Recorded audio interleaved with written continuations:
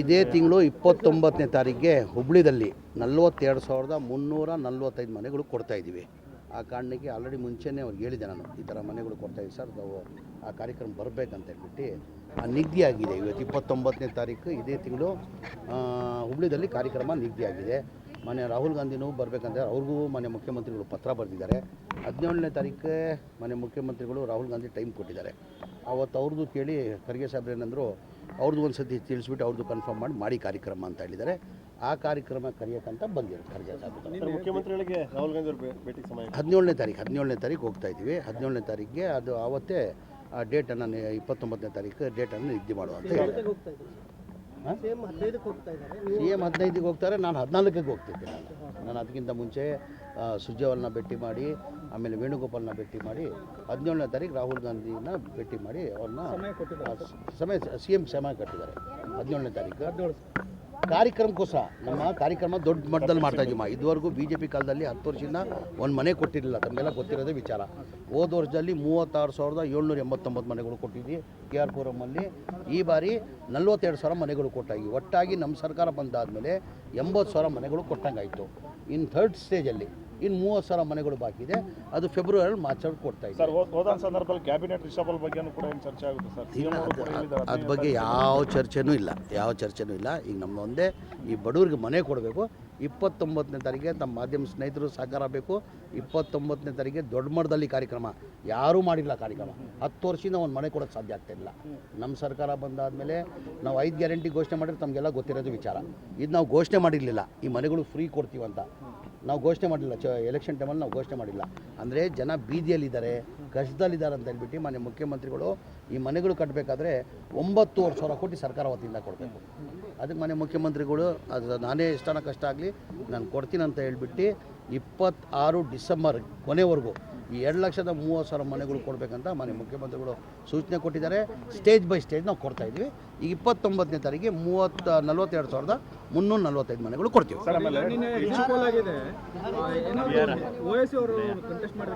ಇಲ್ಲ, exit poll ಯಾವತ್ತೂ ಸತ್ಯ ಆಗಲಿಲ್ಲ. ನೀವೇ ನೋಡಿರ್ಬೋದು. ಹರಿಯಾಣದಲ್ಲಿ ಎಕ್ಸಿಟ್ ಪೋಲಲ್ಲಿ ಏನು ತೋರಿಸಿದ್ರಿ? ಹರಿಯಾಣ ಎಕ್ಸಿಟ್ ಪೋಲಲ್ಲಿ ಕಾಂಗ್ರೆಸ್ನ ತೋರಿಸಿದ್ವಿ. ಆ BJP ಬಂತು, ಕೇಳಿ, BJP ಬಂತು ಅದಲ್ಲಿ. ಆಮೇಲೆ ನೀವು ಲೋಕಸಭಾ ಚುನಾವಣೆಯಲ್ಲಿ 400 ಪಾರ್ BJP ಅಂದ್ರಿ. ಎಲ್ಲಿ ಬಂತು 400 ಪಾರ್? ಎಕ್ಸಿಟ್ ಪೋಲ್ಗೆ ನಮ್ಮಕ್ಕಾಗಲ್ಲ, ಅದು ಬೇರೆ ಥರ. ಅದ್ರ ಬಗ್ಗೆನೂ ಖರ್ಗೆ ಸಾಹೇಬ್ರ ಜೊತೆ ಚರ್ಚೆ ಮಾಡಿದ್ವಿ. ತುಂಬ ವಾತಾವರಣ ಚೆನ್ನಾಗಿತ್ತು. ಎಕ್ಸಿಟ್ ಪೋಲಲ್ಲಿ ತೋರಿಸ್ಕೊಳ್ಳೋಂಗೆ ಆ ಥರ ರಿಸಲ್ಟ್ ಬರೋಲ್ಲ, ಒಳ್ಳೆ ರಿಸಲ್ಟ್ ಬರ್ತಂತ ನಾವು ನಿರೀಕ್ಷೆ ಇಟ್ಕೊಂಡಿದ್ದೀವಿ. ಸರ್, ಆಮೇಲೆ ಹೆಚ್ಚುವರಿ DCM ಬಗ್ಗೆನೂ ಕೂಡ ಚರ್ಚೆ ಆಗ್ತಾ ಇದೆ. ಅಲ್ಪಸಂಖ್ಯಾತರಿಗೂ ಕೂಡ ಒಂದು DCM ಅದ್ರ ಬಗ್ಗೆ ಏನೇನೂ ಚರ್ಚೆ ಇಲ್ಲ. ಅದ್ರ ಬಗ್ಗೆ ಏನೇನು ಚರ್ಚೆ ಇಲ್ಲ ಸರ್. ಅದು ಮಾಮೂಲಿ ಸಹಜ. ಎಲ್ಲರ ಅಭಿಮಾನಿಗ ಪ್ರಸಾದ್ ಹಬ್ಬ ಅವರು ಮಂತ್ರಿ ಆಗಬೇಕಂತ ಅವ್ರ ಅಭಿಮಾನಿಗಳು ಆಸೆ ಪಟ್ಟಿದ್ದಾರೆ. ಆಸಿಫ್ ಸೇಠ್ ನಿಂತಿದ್ದಾರೆ. ಆಸಿಫ್ ಸೇಠು ಮಂತ್ರಿ ಆಗಬೇಕಂತ ಅವ್ರ ಅಭಿಮಾನಿಗಳು ಆಸೆ ಇಟ್ಕೊಳ್ಳೋದು ಸಹಜ ತಾನೆ. ಅದು ಏನೇನು ಆಗಲ್ಲ. ಈ ಸಿದ್ದರಾಮಯ್ಯ ಅವರು 28ವರೆಗೂ ಅವರೇ ಮುಖ್ಯಮಂತ್ರಿಯಾಗಿ ಮುಂದುವರಿದ್ದಾರೆ.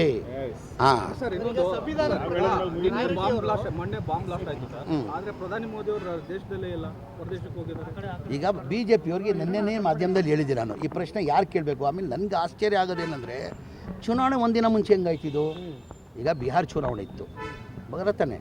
ಬಿಹಾರ್ ಚುನಾವಣೆ ಒಂದಿನ ಮುಂಚೆ ಆಗಬೇಕಂದ್ರೆ ಎಲ್ಲೋ ಒಂದು ಕಡೆ ನೀವು ಮಾಧ್ಯಮದವರು ನೆನ್ನೆ ಈ ಪ್ರಶ್ನೆ ಕೇಳಿದ್ರಿ. ನೆನ್ನೆ ಈ ಒಂದಿನ ಚುನಾವಣೆಗೆ ಏನಕ್ಕೆ ಇದು? ಆಮೇಲೆ ನೀವೇ ಕ್ಯಾಪಿಟಲ್ ಸಿಟಿಯಲ್ಲಿ ಆಗಿರೋದು ಘಟನೆ. ಅದು ಕ್ಯಾಪಿಟಲ್ ಸಿಟಿ ಆ ಘಟನೆ ಆಗಬಾರ್ದಾಗಿತ್ತು. ನಾನು ಭಗವಂತ ಪ್ರಾರ್ಥನೆ ಮಾಡ್ತೀನಿ. ಪಾಪ ಇನ್ನೂ 20 ಜನ ಹಾಸ್ಪಿಟಲಲ್ಲಿದ್ದರು, ಅದರಲ್ಲಿ ಇನ್ನೂ 12 ಜನ ಸೀರಿಯಸ್ ಆಗಿದ್ದಾರಂತೆ. ಆ ಭಗವಂತನ ನಾನು ಪ್ರಾರ್ಥನೆ ಮಾಡ್ತೀನಿ, ಅವ್ರನ್ನ ಒಳ್ಳೇದು ಮಾಡಿ ಅಂತ ಪ್ರಾರ್ಥನೆ ಮಾಡ್ತೀನಿ. ಸತ್ತಿರೋರನ್ನ 8 ಜನ ಸತ್ತಿದ್ದಾರೆ.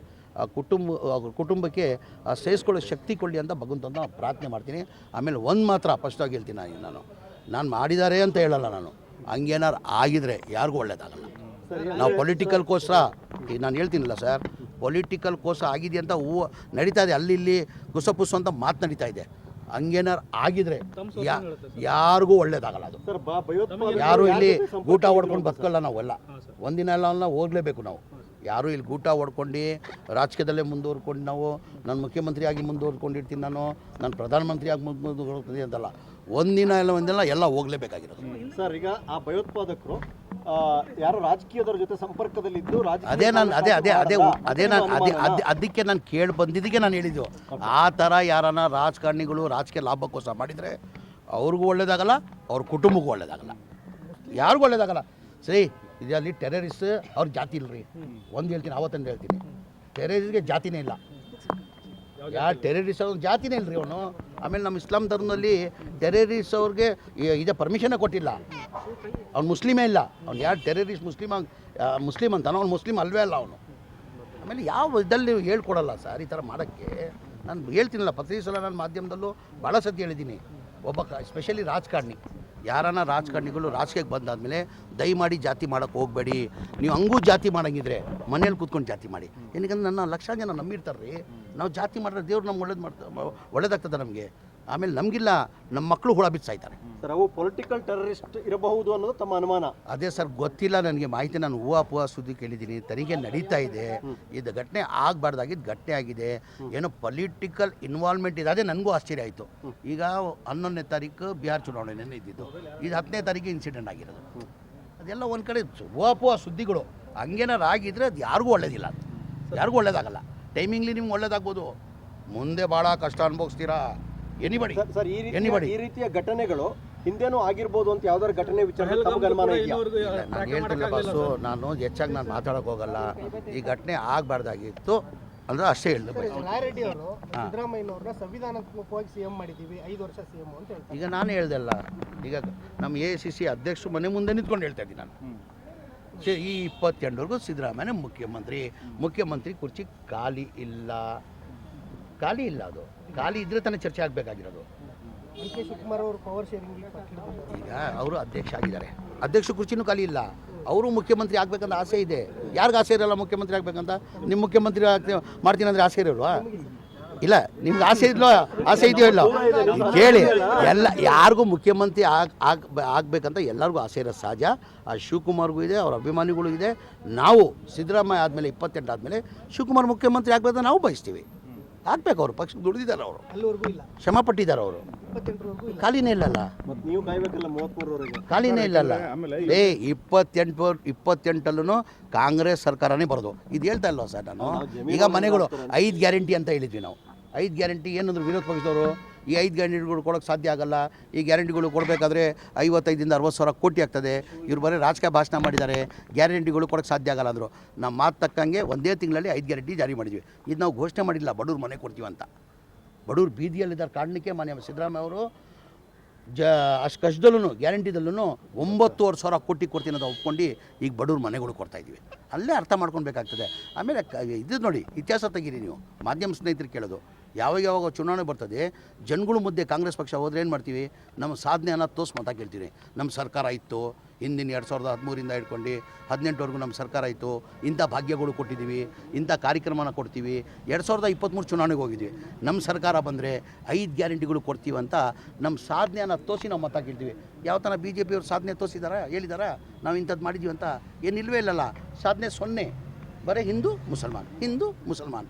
ಅವ್ರು ಯಾವ ಹಿಂದೂನೂ ಬೇಕಾಗಿಲ್ಲ, ಯಾವ ಮುಸಲ್ಮಾನು ಬೇಕಾಗಿಲ್ಲ. ಅವ್ರು ಬೇಕಾಗಿರೋದು ಕುರ್ಚಿ ಓಟು ಇಲ್ಲ, ಕುರ್ಚಿ. ಇದೆಲ್ಲ ಕುರ್ಚಿಗೋಸ್ಕರ ಮಾಡ್ತಾ ಇರೋದು. ಅದೆಲ್ಲ ದಯಮಾಡಿ ಮಾಡಿಕೊಡ್ದು ಮಾಡಿ ಹೋಗಿ ಜನಗಳ ಮಧ್ಯದಲ್ಲಿ ಹೋಗಿ ಜನ ತೀರ್ಮಾನ ಮಾಡೋರು. ನನ್ನ 100 ವಿಶ್ವಾಸ ಇದೆ. 2028 ಏನು ಇವತ್ತು ನಾವು 130 ಸೀಟ್ ಗೆದ್ದಿದ್ದೀವಿ, 150 ಸೀಟ್ ಮೇಲೆ ಗೆಲ್ತೀವಿ. ನಾವು 150 ಸೀಟ್ ಮೇಲೆ ಗೆಲ್ತೀವಿ.